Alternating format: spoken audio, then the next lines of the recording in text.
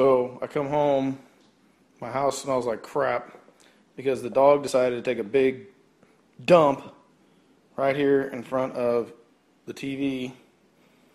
You'll notice that it's smeared all over the house because apparently he took this dump prior to 8 o'clock when, here's some more crap, when the automatic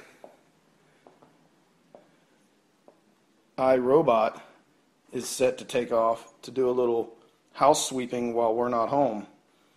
So he took this big giant crap and my iRobot smeared it all over my living room and house.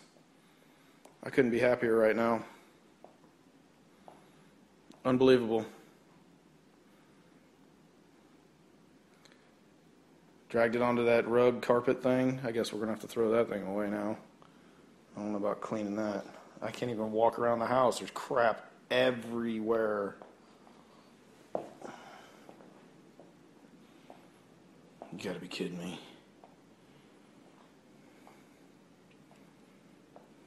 FML.